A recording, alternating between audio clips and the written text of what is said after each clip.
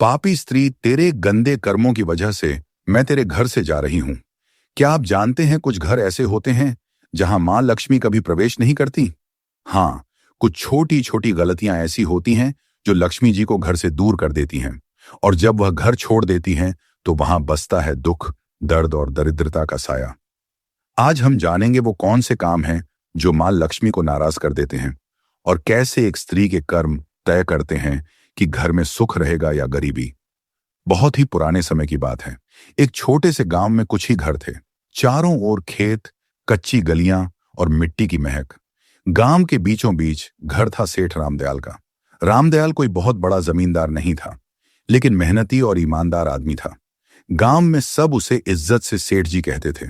उसका अनाज का छोटा सा व्यापार था जो धीरे धीरे चल निकला था। सुबह सूरज निकलते ही वह काम पर निकल पड़ता और शाम को थक कर घर लौटता तो उसकी पत्नी सुशीला बाई उसे दरवाजे पर मुस्कान के साथ स्वागत करती। सुशीला बाई बहुत ही शांत और संयमी स्त्री थी। चेहरे पर हमेशा सादगी झलकती थी। माथे पर छोटी सी बिंदी, साड़ी का पल्ला सिर पर। वो मानती थी कि घर की असली शोभा उसके सोने चांदी से नहीं, बल्कि सफाई और सच्चे मन से होती है। हर सुबह सूरज से पहले उठकर वो आंगन बुहारती, तुलसी पर जल चढ़ाती और फिर चूल्हे में फैला दिया जलाती। उसकी यही दिनचर्या थी। सादगी में भक्ति, भक्ति में अनुशासन। गांव की औरतें अक्सर कहती, सेठानी के घर में तो मां लक्ष्मी खुद रहती हैं। रामदयाल और सुशीला बाई का एक ही बेटा था। अर्जुन अभी बस 20 साल का नौजवान, लेकिन संस्कारों में पला बड़ा। अर्जुन दिन भर पिता के काम में हाथ बटाता और रात को मां के पास बैठकर उनकी बातें सुनता। वह मां से कहता, अम्मा, जब आप तुलसी के पास दिया जलाती हैं, न लगता है घर में सचमुच देवी उतर आई हैं। सुशीला बाई मुस्कुरा देती और कहती, बेटा, देवी तो हर उस घर में रहती हैं जहां सफाई और श्रद्धा होती है। बस उन्हें मानने वाला दिल चाहिए। समय बीतता गया। घर में सब ठीक चल रहा था, लेकिन किस्मत के खेल अजीब होते हैं। एक दिन सुशीला बाई को हल्का सा बुखार आया। उन्होंने सोचा 2 दिन में उतर जाएगा, लेकिन वह बुखार दिन ब दिन बढ़ता गया। पहले थकान, फिर कमजोरी और धीरे धीरे हालत ऐसी कि वह रसोई तक नहीं जा पाई। रामदयाल ने गांव के वैद्य को बुलाया। वैद्य जी ने नाड़ी देखी, कुछ जड़ी बूटियां दी, लेकिन असर नहीं हुआ। दिन पर दिन सुशीला बाई की तबीयत बिगड़ती चली गई। घर का माहौल जो पहले हंसी और पूजा की ध्वनि से भरा रहता था, अब सन्नाटे से घिरने लगा। रामदयाल अक्सर रात को आंगन में बैठकर सोचता, क्यों अचानक यह सब हो गया? कहीं मेरी कमाई में कोई गलती तो नहीं, या हमने किसी का मन दुखाया हो? वो ऊपर आसमान की तरफ देखता और मन ही मन मां लक्ष्मी से कहता, मां, जो भी भूल हुई हो क्षमा करना। लेकिन जवाब में बस हवा की धीमी सरसराहट सुनाई देती।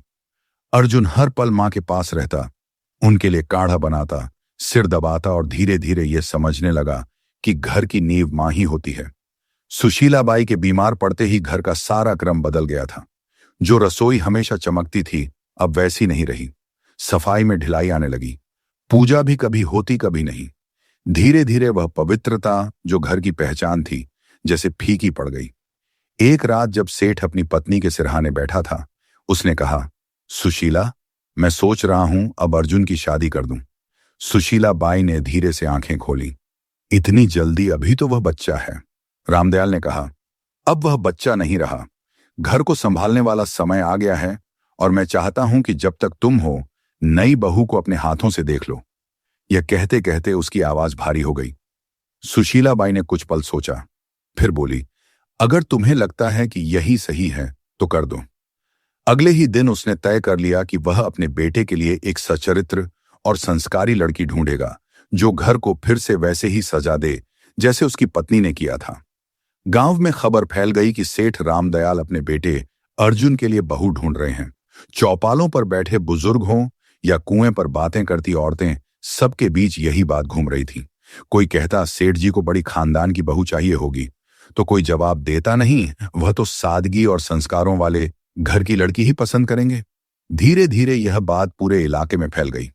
हर कोई जानता था कि सेठ रामदयाल अपने बेटे की गृहस्थी बसाने की तैयारी कर रहे हैं। रिश्तों की चर्चा शुरू हुई तो आसपास के गांवों से लोग सुझाव देने आने लगे। हर कोई अपने घर की बेटी की तारीफ करता। सेठ सबकी बातें सुनता, लेकिन हर बार उसके मन में एक ही बात घूमती, सौंदर्य या अमीरी से घर नहीं चलता। घर तो संस्कारों और संयम से बनता है।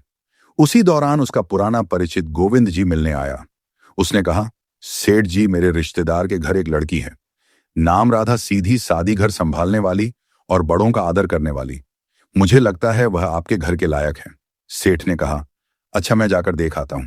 अगले दिन सुबह वह अकेले ही निकल पड़ा। पहले के जमाने में पिता ही जाकर लड़की देखा करते थे। दोपहर तक सेठ उस गांव पहुंचा जहां राधा का घर था। घर सादा था, आंगन साफ और वातावरण में सादगी थी। राधा के पिता ने आदर से स्वागत किया। बातचीत के दौरान राधा पानी लेकर आई, सिर झुकाए, शांत और संस्कारी। सेठ ने मन ही मन कहा, यही है वह लड़की जिसमें घर बसाने की समझ है।